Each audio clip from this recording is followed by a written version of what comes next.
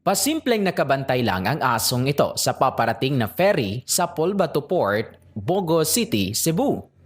Mayat maya pa, pagdating ng barko,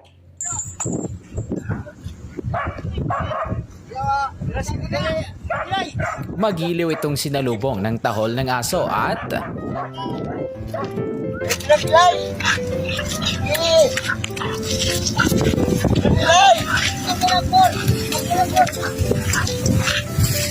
tumutulong pa sa paghila ng lubid. Aba-aba, ang aso pa lang ito ay si Kilay. Sa viral video na inupload ng isang FB page na may pangalang The Wild Harvest, makikita ang matulungin at masayahing si Kilay na talaga namang napamahal na sa mga tao na nagtatrabaho sa pier.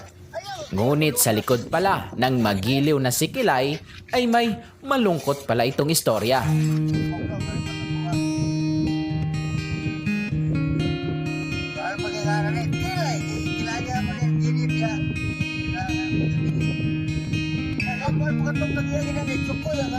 Meron pala siyang malalim na hugot kung bakit ganun na lang siya kasigasig kung tumulong sa mga tao sa pier sa paghila ng lubid sa tuwing may dumadaong na mga ferry. Ano tama, ni Sakay? Gikan din is alin siya. Alin siya, dakot ka niya. Awal man sa ng barko nga. Huwag mo kumaniya nga awal yun.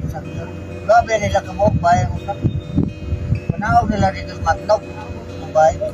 Ayon sa isa sa mga nagtatrabaho roon, mula sa Allen Samar si Kilay, ngunit nang patawid na sana sila sa Polbato Port ay ipinagbabawal pala sa barko na isa kayang aso, kung kaya't naiwan si Kilay ng kanyang amo sa pier.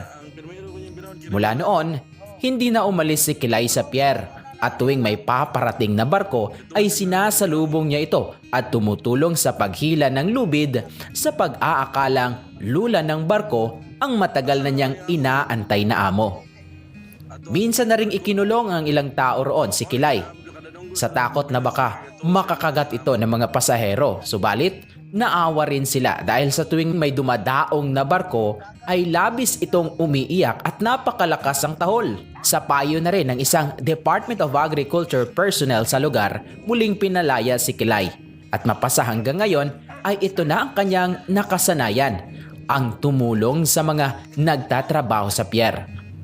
Sa kalagitnaan ng interview sa isang nagtatrabaho roon, umalis si Kilay at pumuntang Dalampasigan.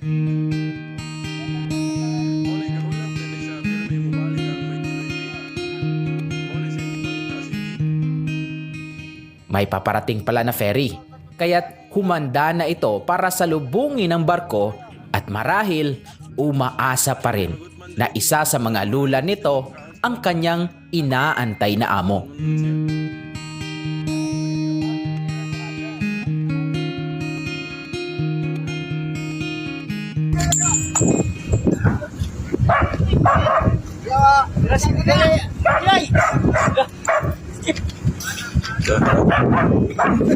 Tapos busy.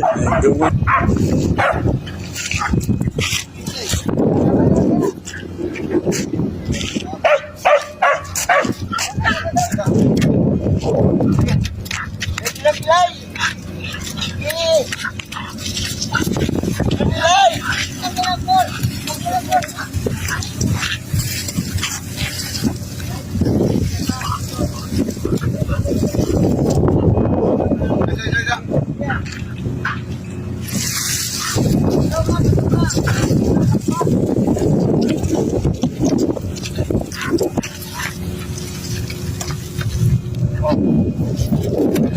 Mana.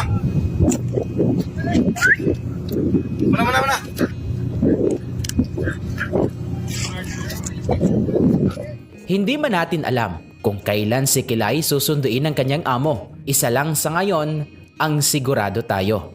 Ang pag-ibig at katapatan ng isang aso katulad ni Kilay ay nakakahanga at marahil hindi kayang pantayan maging ng tao. Mabuhay ka, Kilay!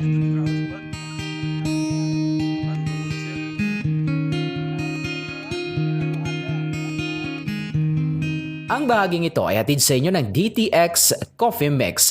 Nakakape ka na, naka-detox ka pa.